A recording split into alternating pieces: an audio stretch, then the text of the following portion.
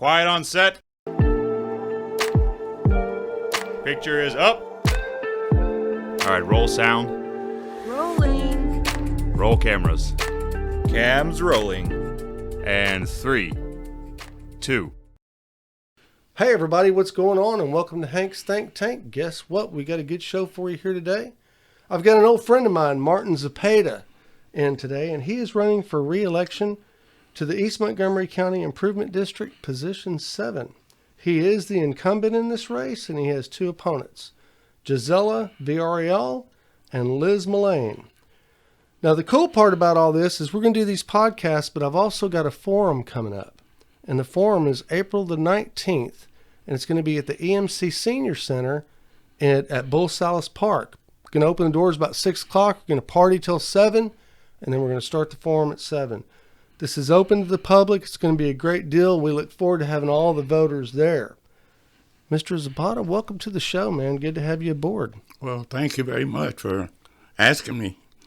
Good deal. So let's start with just a simple question. What made you decide to rerun for your position at EMCID? Well, let me tell you, Hank, I wasn't even thinking about it because I really don't believe in making a career out of this. You can't make a career out of something that you're not getting paid for in the first place. Right. Yeah, it's hard to do. But we have a very, very big project that's going on right now.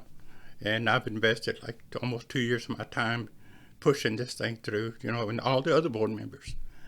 And it's going to take probably 2 more years for this thing to come and be real. And I'm the type of person that when I start something, I want to finish it. I want to get to the end of it. Yeah, that makes sense. So this election just kind of hit at the wrong time. You know what I mean? Yeah. If I would have hit like 2 years from now, if I would have been like on the other 4 directors, then I wouldn't even thought about running. Yeah. But maybe the board should have made a motion to put off the election for 2 years. Well, I don't think they can do that. It's got to happen. Yeah, that's a good joke anyway. But anyway, I really, really thought about, hey, should I do it? Should not do it? I discussed it with my family. I said, hey, you got to do it. It's just more or less like you're not my baby, but it's EMCID's baby. Right. And I want to see this through. It's a super big thing that's going to make a big footprint in our district. Yeah, so you want to leave a legacy behind. Basically, yeah. There's it's nothing wrong with that. Like one of the other board members said, hey, we want our name on the cornerstone. Yeah, there you go. Yeah. But, and that's the main reason I'm seeking re-election, man. It just... Okay. And just to bring back, like when I first ran, the first meeting that I went to, I was sitting there, man. I said, there's a lot more to this. I mean, a lot of people think that it's just like a 1 meeting a month thing. It's not. It's just a whole lot of things that you're involved in that you don't realize. And I was told by one of the board members, he's still on there, but a dear friend of mine for 35, 36 years. And he said, Martin, I said, I'm going to tell you something.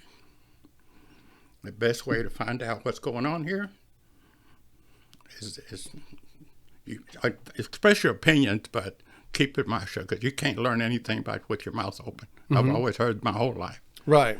So he said it's going to take you 1 term, maybe a little longer, to see how EMCID operates and why it operates the way it does, So the first term is basically a learning curve. And then after that, you start picking up on what's going on, and you can kind of get more and more involved. But so basically, I'm thinking, the way I'm looking at it, I've only been involved 1 term. Because the first term was learning, Sure, yeah, it's a learning curve. So I'm counting this as my 2nd term. I mean, it's an odd way to look at it, but that's the way I'm looking at it. Yeah, I can see that. Yeah. From the outside looking in, EMCID is kind of an unusual operation. I mean, it's hard to disseminate just by being a spectator what's going on, and how you guys function and how you make the things happen that y'all make happen. And a lot of people don't really, they think we just, right there, we make decisions there. We man, we're controlled heavily by the state legislature. And so we have to abide by what they say. You know, I mean, it's not like you just go to the meetings and say, hey, okay, we're going to do this. Right. I mean, some of it is, but you got to watch what we have to watch what we do because it's. But y'all are categorized as a special district, correct? Yes. So yeah, a lot of the general rules don't apply then to a Right. special district. Exactly. Yeah. Okay. Well, cool. All right. So the next question, and this is it kind of doesn't apply to an incumbent, but I'm gonna go ahead and throw it out there anyway. Right. What uniquely qualifies you to continue forward in this position? Right now, I think it's my experience. Everything that I've learned from older people, and I talk a lot to them. You know, I've got relatives and people that are, and I like talking to them because you learn Sure. things. And I think my experience with life, being in the military, being members of, the American Legion, the Fair Association, just being involved and talking to a lot of people, man. You learn things, and believe it or not, I have a lot of knowledge crammed into this head. Oh, sure. About things that go on not only in our district but in life in general. But So let's talk a little bit about your military service. That doesn't get brought up too much. So we're no, in because Army, you know what, Hank? Army, Navy, Air Force. The Army. Army. Cool. Yeah, I was in the Engineer Corps, Really? and I went in 1962, right after high school. Wow. And, I was born in '62. That's when I got out in '66. But Wow. I had a good military career. We did work with a lot of countries. We were Yeah. like a support company, and Okay. I'll never regret any of that time that I put in the military. Yeah. Matter of fact, I've always said, man, I think right now it would be wonderful if every high school graduate that didn't have intentions of going to college should do a term in the military, Yeah, it doesn't hurt. because you learn discipline, you learn respect, Organization, a whole lot of stuff. organization, all of that, Yeah. man. It just, not to badmouth our kids, but some of them are just completely out of hand, Right. man. And it does build a great foundation for your life. And the interesting thing that I've found with most veterans that I've talked to is that it carries forward forever. Yeah. You never lose it. You So never that's do. a good deal. You know? I still got my uniform. Do you really? I can't hardly fit it in, but I got it. Should So have we worn do it. a lot of things, man. Yeah, you That's- should have worn it. That'd have been cool. that we do with. That's one thing I said, man. We really, really support our veterans. Yeah. We do it. We have grant programs. We're going to talk about that, but the veterans, whatever veterans group, the American Legion, the Disabled American Veterans, the VFW, and all, man. We don't. They apply for a grant, man, they're going to get it. And I go to a lot of their events. As a matter of fact, I'm a service officer for the American Legion Post 615. Okay. And my job is visiting our sick people. They say we have a veteran that can't get around, needs to go to a doctor's appointment, stuff like that. That's cool. Yeah. Yeah, that's noble, man. That's great. Okay. All right. So, EMCID's an economic development company. And, I have an affinity for small businesses here in this community because I'm a small business owner myself. Mm-hmm. And so this question I came up with, so what ideas do you have regarding the established small businesses, the guys that have been here forever, in the community? Where economic development is concerned, do you have any program ideas for existing small businesses, guys that have been here since all this was country roads and stuff like that, stuff to help them out? I mean, what? Hank, the only thing I can say about that, man, is it's there, man. The opportunity is there. The problem with a lot of small business owners, especially the older ones, they have a lot of pride. Sure. So yeah. they don't want to come out and ask for anything, is the main thing. Mm-hmm. But like I tell them, hey, this is not EMCID's money. Mm-hmm. This is your money. This is the taxpayers' money that we're overseeing and we're spending it. It's there. I don't know how else to put it. Apply for a grant. Apply for a loan. I don't know if you heard about this, but we did a COVID loan program. Right. So what we did is, we set aside so much money, and we made it available to all these small businesses because they were having a hard time. Yeah, during it was COVID. rough for a while. They were having to lay off their help. So we made available a $20,000 loan to them. All they had to do was, bam, bring it to bank's application. $20,000 loan, 10 years to pay it back at 3% interest. That's unheard of. Yeah. But we did it, to help the small business people. Okay. And we did probably 40 loans, maybe 50 loans, different smaller businesses, to try to keep them going. Like I said. That's pretty significant, man. 40 businesses, that's pretty good. Yeah, something like that, 35 or 40, I think. But yeah. So that's one of the things that we did that we made available. Okay. And the doors are open. I don't understand. You've been to some of the meetings. Mm-hmm.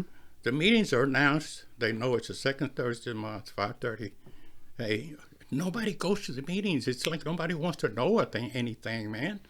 Well, yeah, but that's a twofold thing. I mean, one of those things is it's apathy, I think. A lot of people, they're busy these days, and it's hard to get them. A board meeting is a hard thing to sell to people when they have the internet, they have TV, they have bars. It's hard to get somebody to say, okay, I'm going to go to a board meeting as opposed to doing something that's fun. Yeah. And even though we should be involved and we should do more as a community, I think until people are re-educated, you're going to be faced with this apathy thing. But everything's on our website. We do that newsletter, The Insider, every 90 days. And if they would look and read that, instead of throwing it in the trash, which I want to get to that too, okay. They could see what's going on in the community and things that we offer. Right. As far to help the community and things that are coming up and stuff like that. Well, other than like money, is there any education programs that EMCID offers, like marketing programs, where you can learn to market your business better and stuff like that? I mean, do y'all have anything like that? Not at the time. We don't. We had a small business administration office. Oh, cool. That the gentleman retired.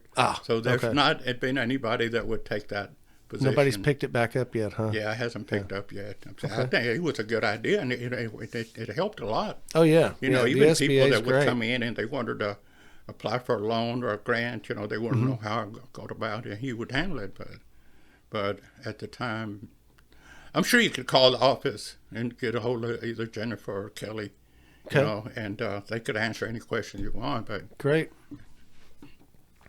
All right.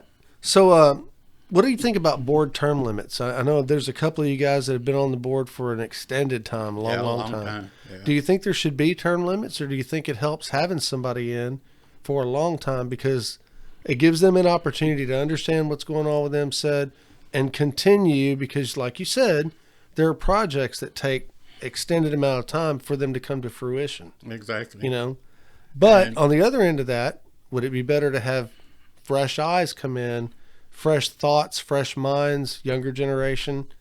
It's I can see both sides of it. I can speak for myself, and I just, like I told you, I don't foresee myself, making a career out of this.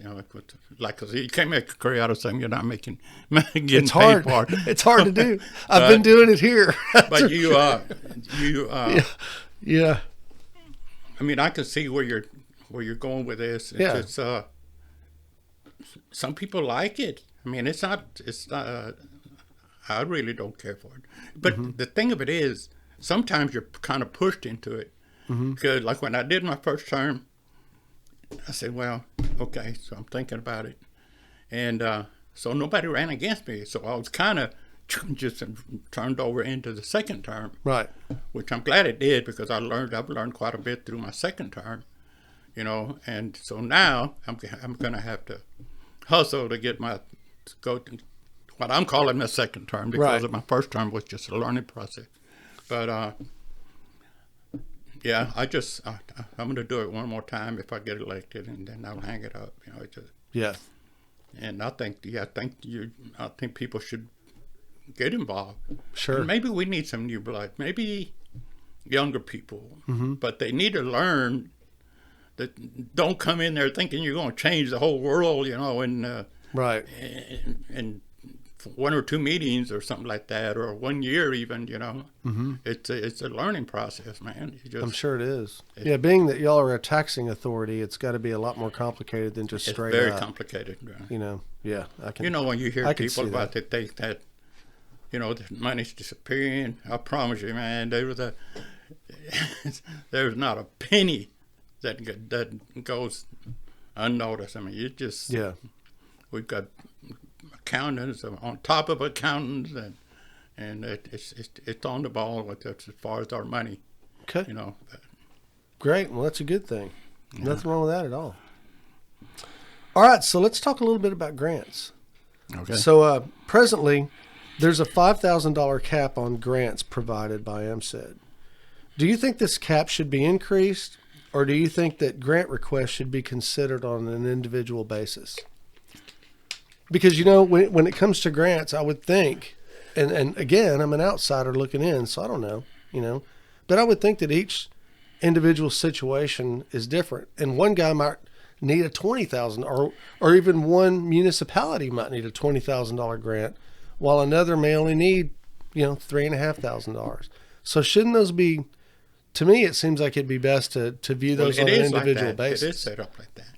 See, but you have a we used to $5,000 have- cap, though. I know now. Yeah. So let me tell you, the grants used to be 30,000.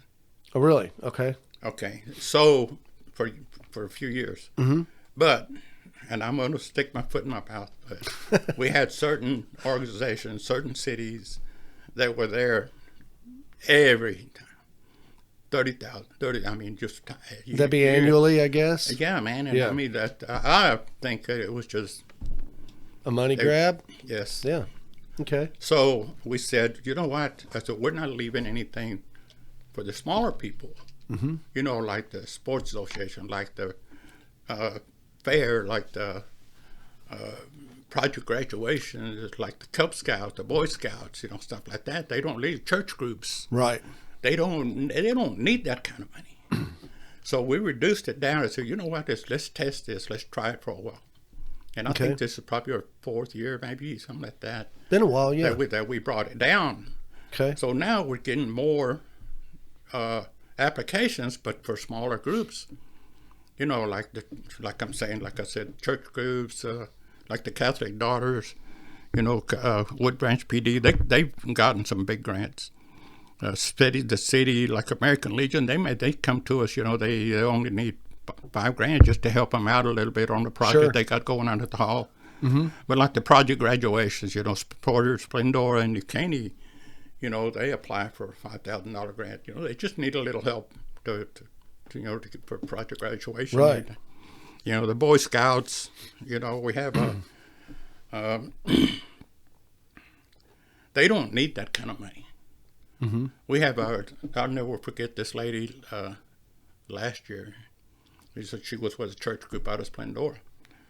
And she said she applied for like $3,600, some odd number. Mm-hmm. And we were there, to open meeting. And I said, ma'am, I forget her name. I think it was Whitley or something like that.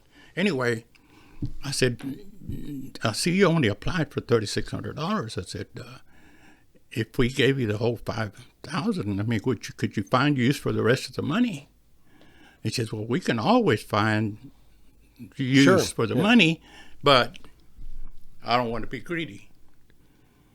Mm-hmm. And then the Catholic Daughter did that same thing last year. They just wanted to buy an ice machine, for the church, because people come through there and buy, ice and stuff. But anyway, so that was the theory behind dropping the grants. And we talked about raising it back up. We have. Okay. So I don't know when we're going to have to vote on it, and raise it back up. I think we should. This was only supposed to be a trial. Okay. The $5,000 thing. So. Yeah, and that was just to see what would happen. Yeah, and it's been good, man. Don't get me wrong, Yeah. And there are other ways. Like we just helped that bull riding thing. Mm-hmm.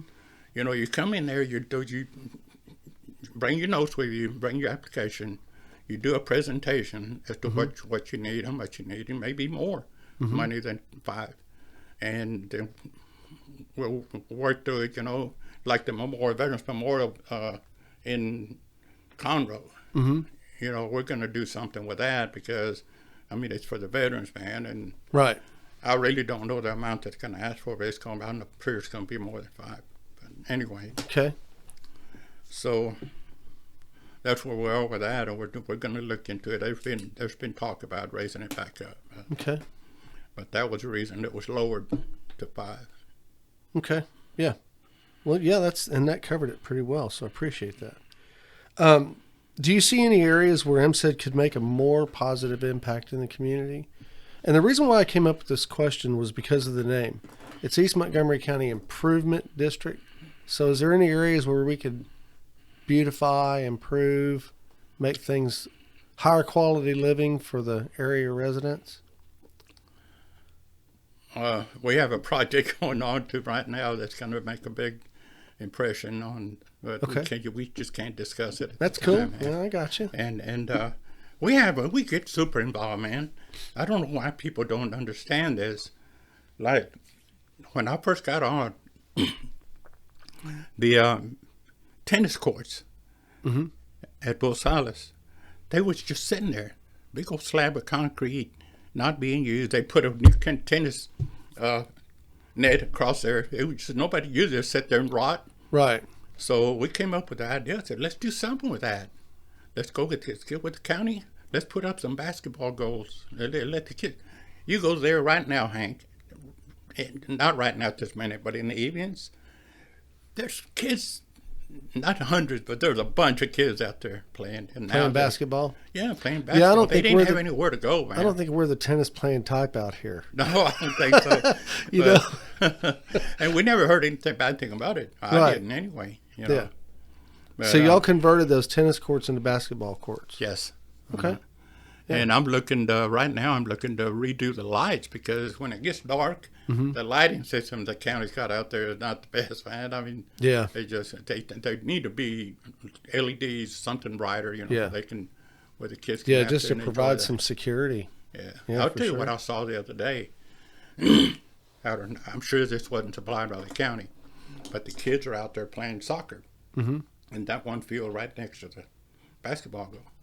And I guess one of the parents brought one of those tower lights. Mm-hmm. And they're running a tower light out there for the kids to be able to see when they're practicing soccer. Wow. And I'm saying, man, I said, it looked to me like the county would put lights up or something, man, for these. Yeah, you'd think. I don't really know who's in charge of the parks out here. Would that be the county? Yeah, the county. That's Jack. Yeah. I mean, Greg Long is the parks Yeah, I director. just wonder if maybe the money's not there, The money's there, man. Yeah. Yeah. I don't know. I mean, I think the county, especially like Precinct 4, Precinct 4's got a lot going on. Mm-hmm. And I don't know if they're just spread out thin and trying to do what they can or, but yeah, it'd be nice to have some additional lighting out there. Maybe that's a project you ought to adopt, it'd be great. But there's a lot of things that, I don't understand what you mean by the question as far as involvement. Mm-hmm. Is that what you're talking about? Last question, let's see. Yeah, it was just, do you see any areas where EMCID itself could make a better impact in the community? Okay, well, I hope I'm going to answer this right because like the Sports Association, they came to us about probably 2.5, maybe 3 years ago. They wanted to bring a state tournament to our park. Okay. So they came to us with an idea, and I'm pretty sure it was a $30,000 grant that they applied for, which we all agreed on. Okay. That's good.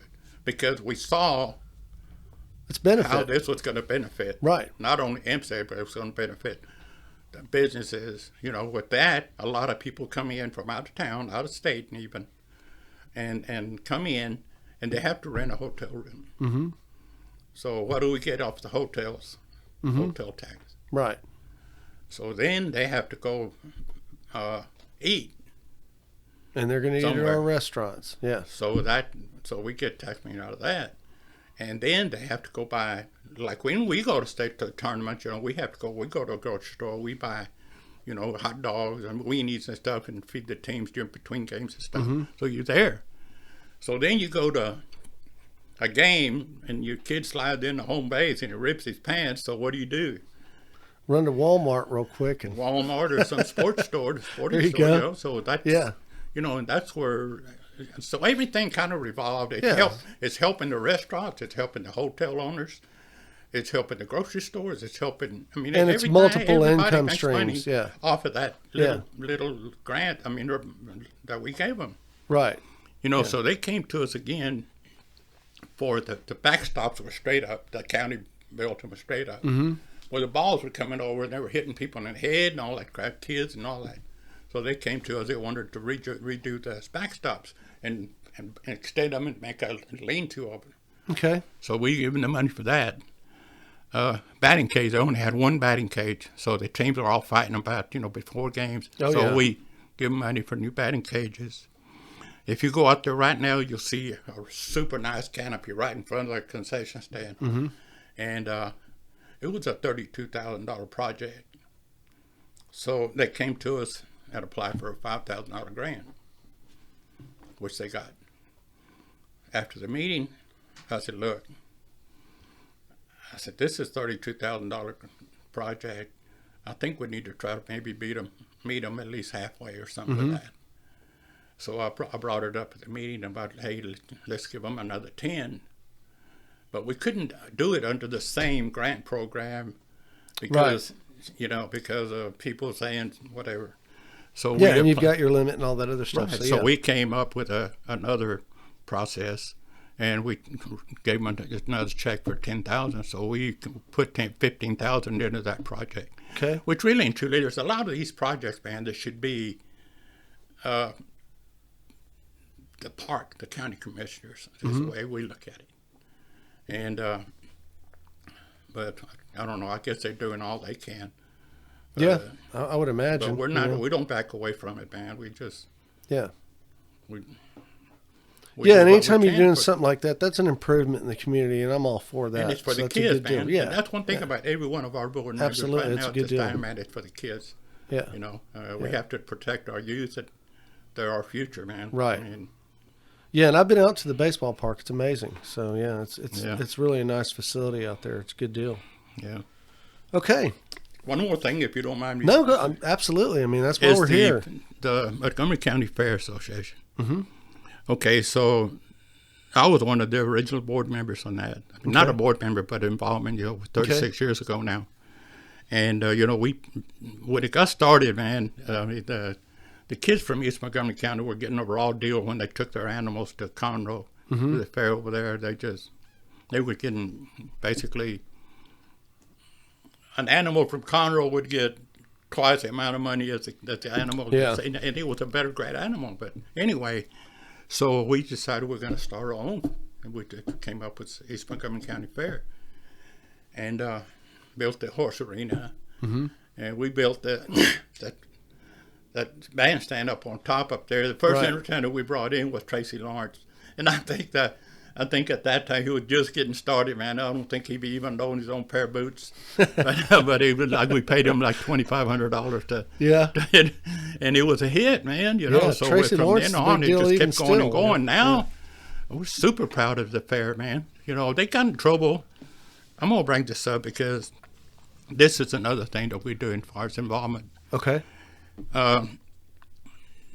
Years past, every animal that was made to sell, when it's sold, the kid had to give the fair 5% of that money. Okay. And we jumped in and we did the other 5%. It's 10% that went to the fair. Okay. So we took over. We said, okay, look, we'll do 5%. The kid does 5%. Okay. So here about 3 years ago, it was brought up that, we got the money. Let's help them out some more, man. So now we cover East Montgomery, the fair. I mean, this EMCID covers the whole 10%. Okay.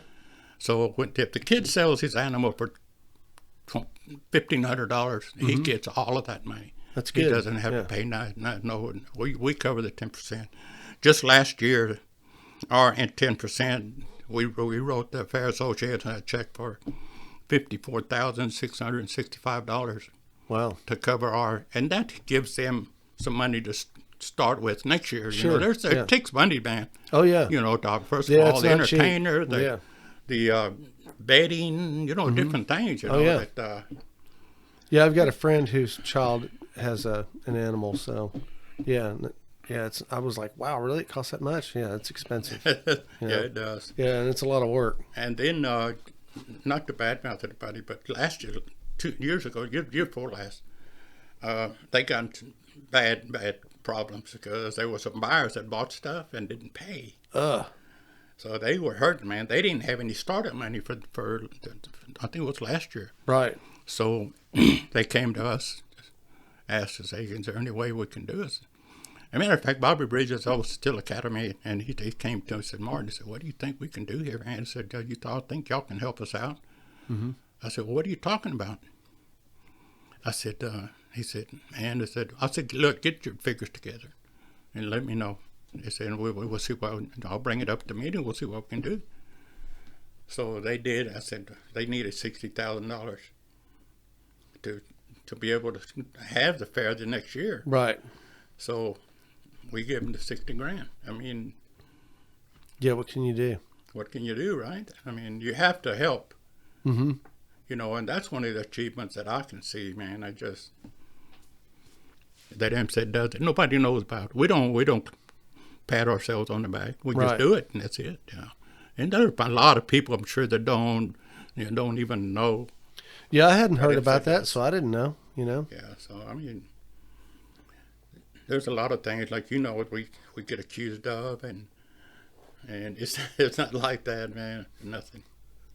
I'll tell you another There's thing. there's been rumors out for years, and and I don't really know what the remedy is to dispel those rumors, but I'm hoping that through this series of podcasts, through the forum, through some things that I'm thinking about doing in the future, we can get rid of a lot of that, and people can come to understand what's really going on in EMCID, and that EMCID's a beneficial entity in this community, and it's a good thing, and it's something I think is just going to take some time.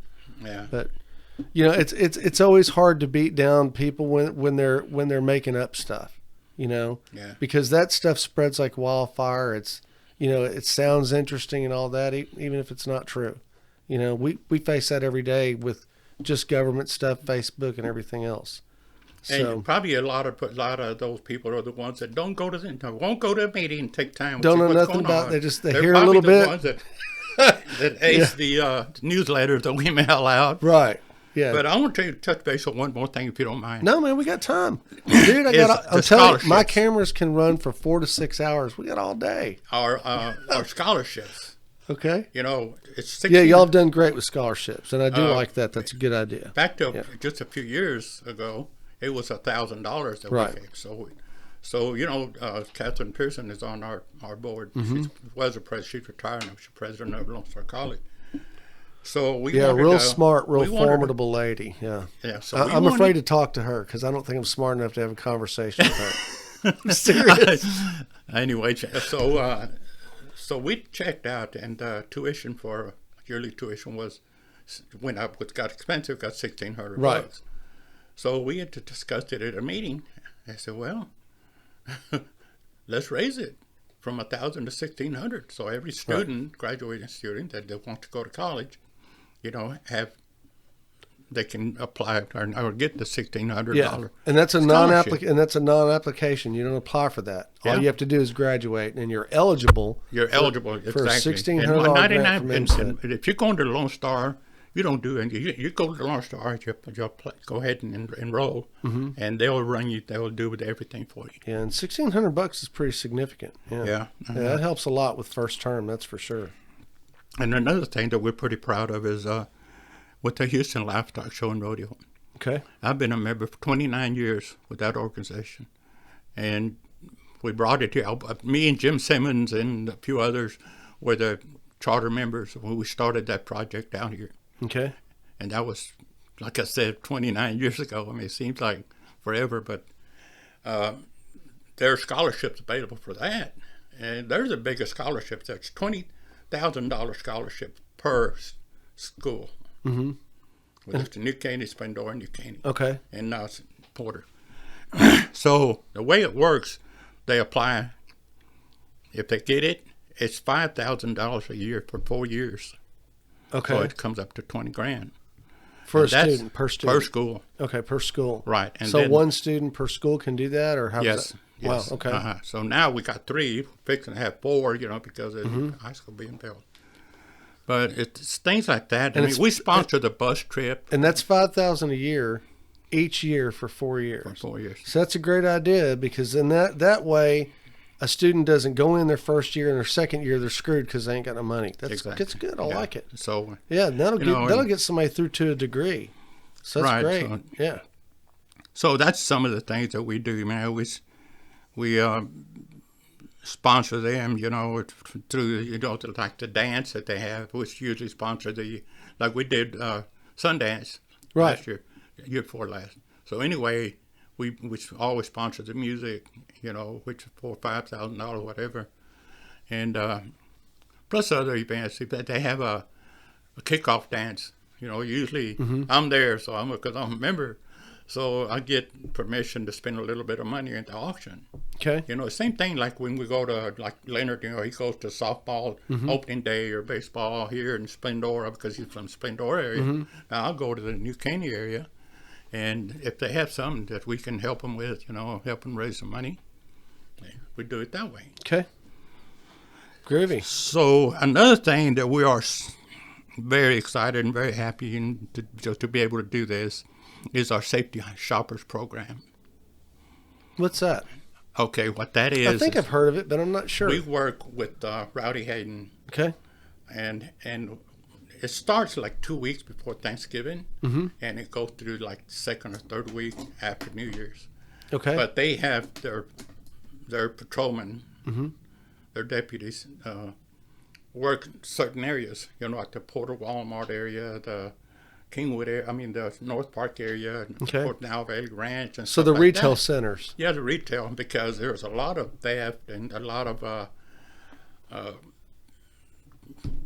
Just I guess crime in general. shoplifting and Yeah. stuff like that, Yeah. So they now the ones that work that they're off duty. Okay. They work their regular job, but during their off duty hours, they make themselves visible at the different parking lots, Okay. different areas, and we set aside. And what's it called again? What program? It's called the Safety Shoppers Program. Safety Shoppers Program. Yeah. Okay. Yeah. So it's kind of, because there's a lot of people that go shopping. And Yeah. you got these thugs out there in the parking lot just waiting, man, to jump Oh, on yeah. you, And You hear about it all the time. Yeah. So they we kind of try to, and then they come in like once a month or after the program, and they give us a readout of Okay. everything that they've done, how many arrests they did, where they did it, everything. And they go after hours and they check the doors at the businesses that are closed, stuff like that. It's a good idea. So we Yeah. we set aside, don't quote me on this, but it's like $85,000 per year to do that. And it's worked out very, very well. And I have to really commend Rowdy Hayden and, Barry Welch has got a lot to do with that, man. And both those guys are great. And yeah. those guys are, they put themselves out there, man. Yeah, we're blessed to have both those guys in this Yeah. community. That's for sure. Yeah. Yeah. But it gives them a little extra spending money too, plus it benefits our community, man. Yeah, absolutely. Yeah, if it makes it safer. Yeah, and that is a higher crime time during the year, unfortunately. It is, yeah. So it brings the thugs out. Yeah, for sure. And how long has that program been going on? A couple of years, maybe? Yeah, I think about 3 years, maybe. Really? Yeah, something like that. 3 or 4 years. That's a worthwhile thing. Yeah. Yeah. The first year they did it. There's going to be people who are watching this podcast that don't know a lot of these things. So I appreciate you bringing this to light. Well, I letting don't want these to guys over talk, but it's just some things that I think the community needs to know, man. I'm Absolutely. Sorry, we kind of get the raw end of the deal sometimes. Yeah. Yeah. Okay. All right, I'm sorry. Go ahead. I'm going to shift gears just a little bit on you. Okay. I want to talk about transparency a little bit. And actually, you're practicing transparency right now because you're talking about a lot of stuff. But regarding transparency, some of EMCID's business requires you guys to maintain a certain level of secrecy to thwart your competition. Mm-hmm. So what are your thoughts on still being able to provide the community with information, but at the same time not giving up information so your competitors find out what's going on? It's kind of a weird place to be. You know what I mean? Like this big project that you've kind of discussed a little bit that's going to take another 2 years to come to fruition. I'm sure a lot of that has to remain secret. Yes, but it sounds exciting. So how can you let the public know what's going on without letting your competition know, hey, this is what we're working on? You know, it's a balancing act. It is. And believe me, I don't like it. I promise you, I don't like it. It's just something that, especially new businesses, you can't let the word out because we have to honor the new business owner that's coming in. Right. We have to honor that they want to do the present. They want to let the word out first. Sure, that makes sense. Yeah, and their grand openings and stuff like that. Yeah, yeah, and not only that, if we let it out, if our word gets out too soon, you're going to have somebody, another business, Conroe or somebody's going to come, bam, and come over and they're going to make them a better deal. So, and then we lost that. So we have to, there's certain things you can let out and certain things you can't, man. Yeah. And they're coming. I promise you, man. That's just all I Yeah, can it's say. just like bidding on anything else. I mean, we have competition in our business, and we don't let our competitors know what we're bidding on, and that's basically what you guys are doing.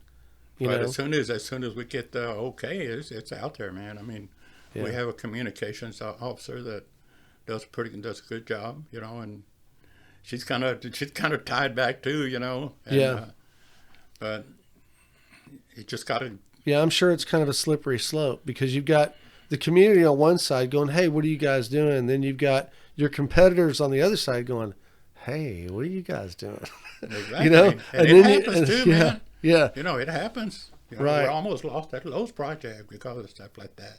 Yeah. And that's another thing, man, we're super proud of it. I mean, there's nobody, and we have that building, it's 1,500,000 square feet. What building is that? The Lowe's project in the industrial park. 1,500,000. What was that again? 1,500,000 square feet, 1.5 million. That's a big building. It's huge. Man. We went for a tour. They wanted to walk to the end. I said, I'm not walking. Man, you could barely see down there. Really? Yeah. Wow. And we had, it's. I want to cover that here in a little bit too. Yeah. But, well, now's the time, so let's talk about it. Yeah. Well, I have a list here of the businesses and the years that they came to our industrial park. Okay. And right now we have 19 businesses that are doing very, very well in industrial park. Okay. And out of those 19, we have 1,619 jobs that were created through that. And we have another 6 businesses that'll be here shortly, and that's going to bring another 97 jobs to our community. Okay. And for those that are watching that don't know where the industrial park is, exactly. Where's it at? It's on Gene Campbell. On Gene Campbell Road. That's off 1485, between 1485 and 1314. Yeah. And right. You go down through there and you'll see it. And, I remember when all that was forest out there. I don't know, man. And we're running out of land, so we're going to have to invest some money and buy some more land because we got businesses that want to come in. Yeah. And a lot of people, it's just not about business. It creates jobs. Okay. And one of the things that we require, most of them, is that 50% of those people be from our district. Okay. And I'm sure the count's bigger. Yeah. It's more. So they need to hire from within. Yeah. Right. That's exactly. smart. Yeah, that's good. So, so those people that move in, or when they get a job, and the ones that do move in, they're going to have to buy a home or rent apartments or something. And then what they got to eat, so they got to go shopping. Eating at our restaurant, shopping at our Then establishments. they got to go buy clothing. We have a Value Ranch. So it all comes back, man. I mean, it's not only about creating jobs; it's what comes with it. Sure. That's a lot of people can't see that far. But it's there, and that's the purpose. But we've got some super nice and good business, man. Just Walmart alone employed 980 people. Mm-hmm. The new Lowe's project, we had to supply 250 parking spaces for employees. And we had to furnish 700, 700 parking places for 18-wheelers. Yeah, 700. that's a lot. Yeah. And they're only running like at third capacity right now because they're having, they're just getting started. Yeah. But but everybody out there, we did a tour of all the businesses, I don't know, about 8 or 9 months ago. And, man, everybody's so happy to be out there. They're happy to get away from the hustle and bustle of Houston, Spring area like that. And one thing that we offer through the industrial park, when you buy a half acre or 1 acre, you get the full 1 acre. We already have the roads, we already have the sewer, we already have the detention ponds. So the infrastructure's there. Yeah. You get 1 usable acre. Right, exactly. Okay. And any other place you would buy like an acre, you'd lose like a third, because of detention and stuff like that.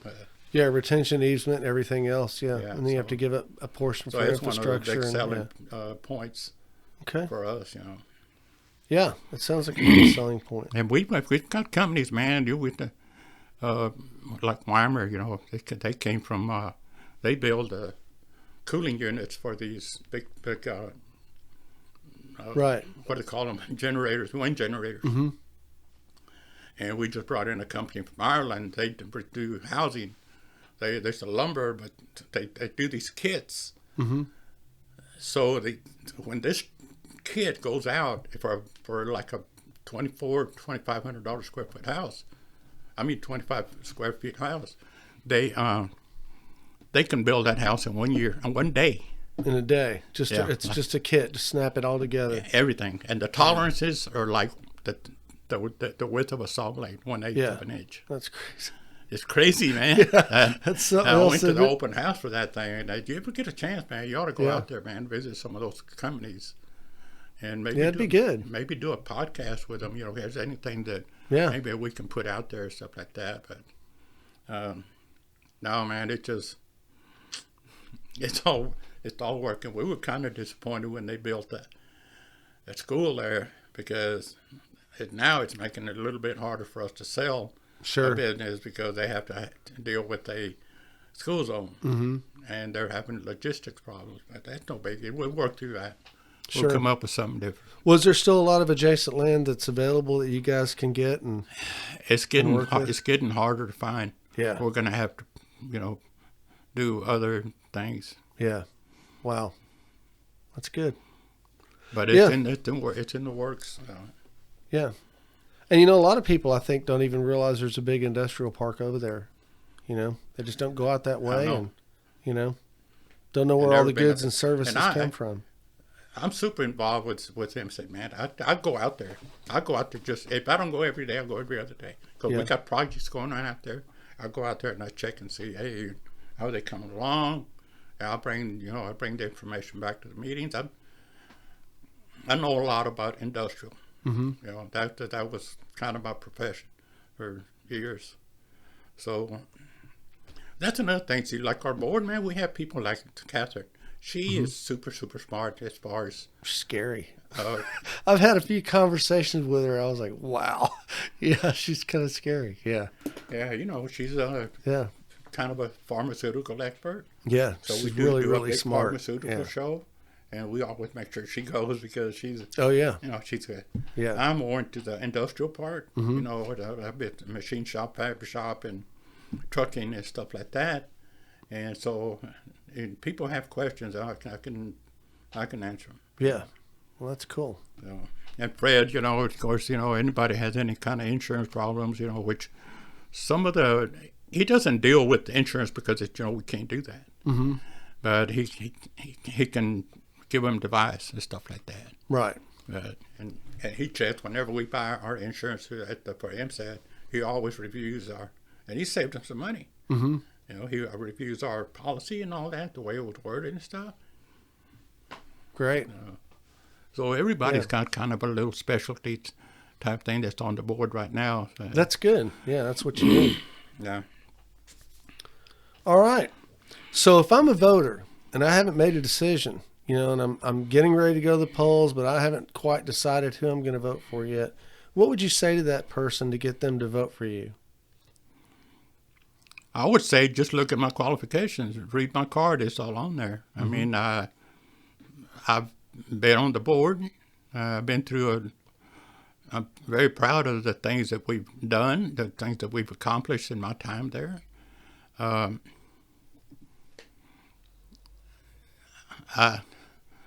don't know what to say other than that. I mean, it's there. Yeah. It's ask some of the people that I know out here. I've been out here 51 years, man. Yeah, it's and a good long and time. I know a lot of people, man. I know a lot of people. Yeah. And with different organizations because I am involved. Like I said, neither one of my kids had anything to do with ag. They didn't even like animals. Yeah. But that didn't keep me to being involved with the Fair Association for all these years.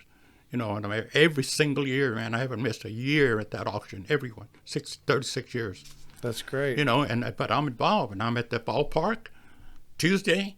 Hey, even though I don't have no kids, I don't have no grandkids playing baseball or nothing. But you know what I do? Me and my wife, we volunteer to go work the concentration stand 4 hours. Yeah. We'll do it Tuesday, and we got another one, I think it's Friday or Saturday. But it's getting out there, man. You kind of, I'm sorry if I'm going to throw a bad image out there, but, talk is cheap, brother. That's it. You got to be a part of it all. You got to get out there. Yeah. And I do agree. things and let people know that you're there. You need something? Hey, holler at me, man. You need me to help you pick that post up? Heck yeah. I might be old, but I might break my back, but I'm going to do it, There you go. But it's I don't know. I discussed doing this, like I said, with my family and a lot of my friends that I could confide in, and they said, "You're crazy if you don't do it, Martin. There you go. We need you on that board." And that's the attitude, that's the answers that I'm getting from people. And That's great. so let's go for it. Okay. So how can voters learn more about Martin Zepeda?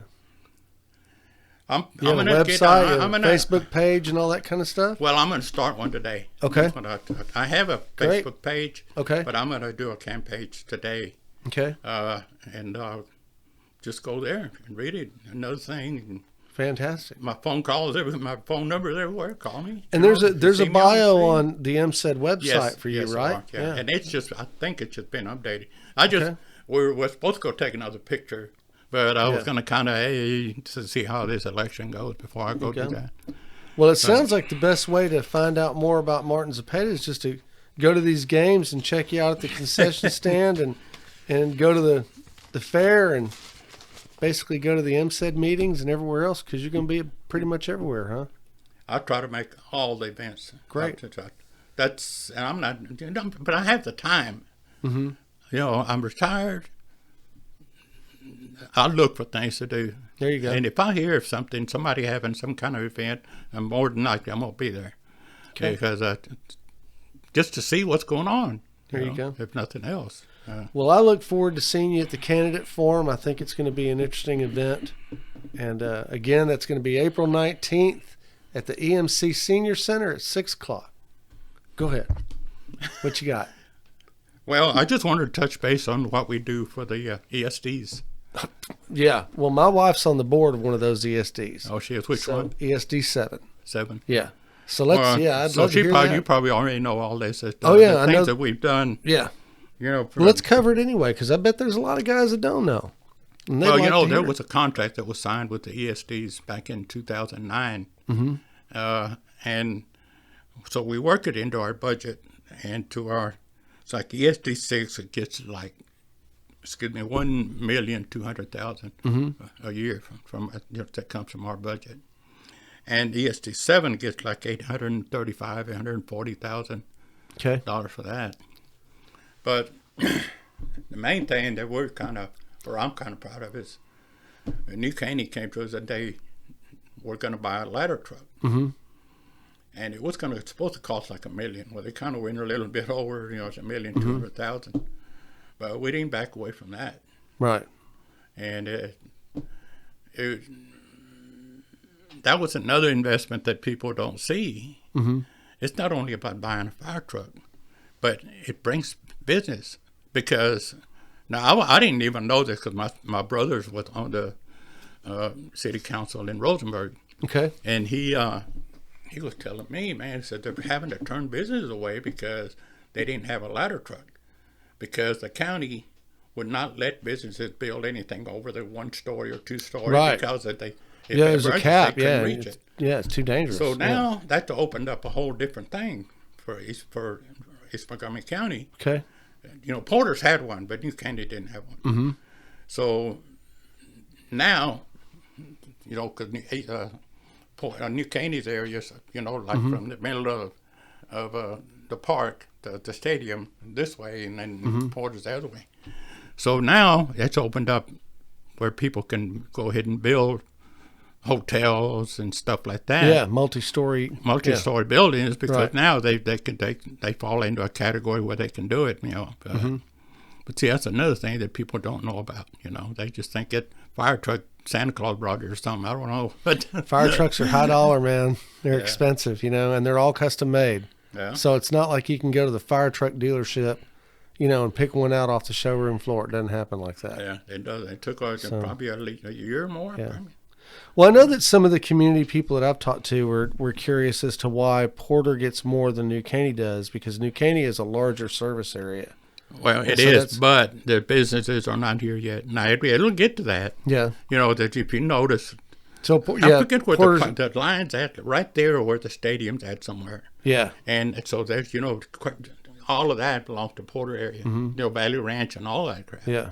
So it's kind of left New Caney out until we start building here. Right. I have a thing that we got. It's called the Population and Survey Analysts. Okay. And it was done, and they're anticipating by this program, this survey that was done, that Splendor better hang on to their pants because it's coming. The 10 years, they're saying this will triple in size. Yeah, I think it'll be before that, because I know that the Terranos project that's back here, they've got 50,000 acres, and at present there's, I think, 30,000 people So living is back that there. part of Splendor? It's not really part of Splendor, but the problem with it is that everybody is driving through Splendor to get in and out. Well, Roman Forest, too. And Roman Forest. And that infrastructure is not there to service that. But the numbers that they're claiming is that we're looking at 300,000 people out there. And if there's 30,000 now, Yeah. you know, 10 times that many, I don't know how we're going to support the traffic. Because I don't know if you've been on 2090 at 5, 6 o'clock at night. Yeah. from Tram Road to Archie's, it's just a sea of And lights. a lot It's of that's crazy. because of the school. Yeah. But, Yeah. yeah, we got hung up So on that. yeah, so we're gonna have to build some roads out here, big ones. We were coming you know. from the Crosby area, and we were going to 1485, and there was a major accident right there. So they completely closed everything down.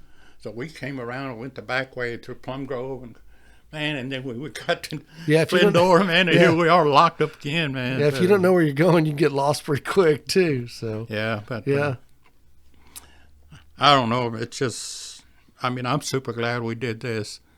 I hope I answered everything that you had questions absolutely. for. Yeah, we went through maybe all I of went it. a You little did bit great. more. No, I like But- it because anytime I learn about what's going on in the community, it helps me to make better decisions myself.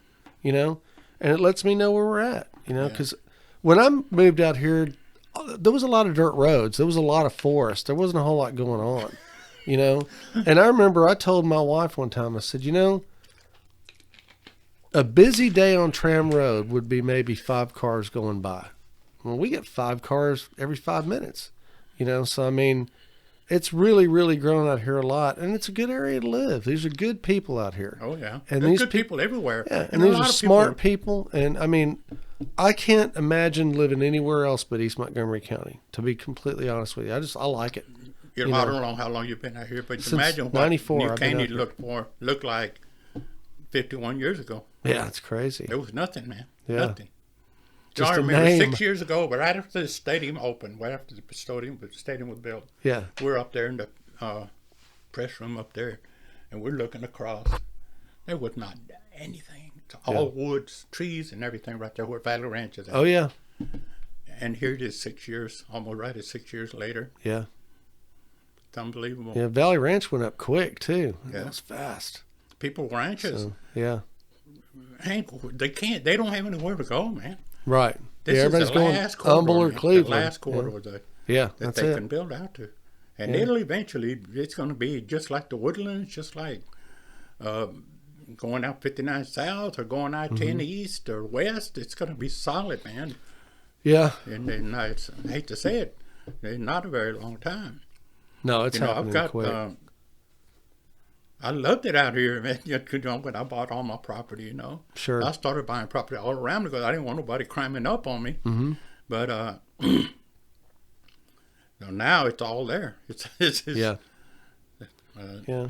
And growth is good, but it can, it's got its problems as well. We just got to be smart on the way we put it all together, Yeah. So that's why I think that's another thing. and I too. think it's important to have smart guys on the EMCID board because y'all are the guys who are putting a lot of this stuff together. One of the things know? is, and you're right, man. The improvement district has a lot to do with that. You don't want no crappy companies out here. We don't want somebody that's going to mess up our water source. That's Right. the main thing. And they come in and we do research and we do tests with demographics with just Splendora, and then we do it with New Caney. We're going to do one with New Caney, but we kind of have a choice. What can I say? We don't want a strip club and Yeah, I right got next you. or down the street from a church or Right. stuff like Yeah, that. down the street from a school or something like that. Yeah.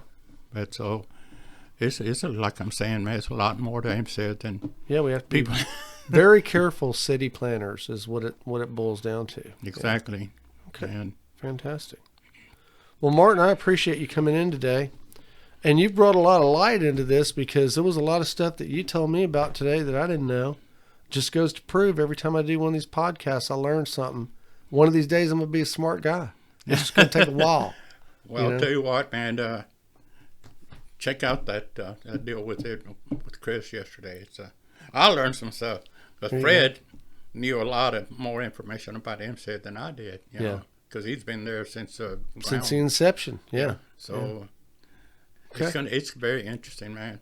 Fantastic. But I really, really appreciate your time. I appreciate you too.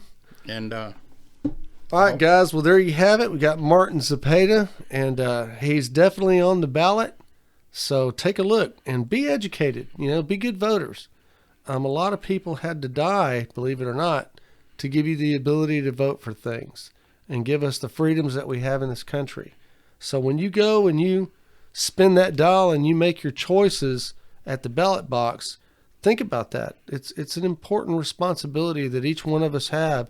Don't throw your vote away. Be educated. Find out what these guys are all about, and if they're in line with what you believe, and if they are, that's the name you select on that ballot. I'm Hank Vatt. This is Hank's Think Tank, and guess we're out.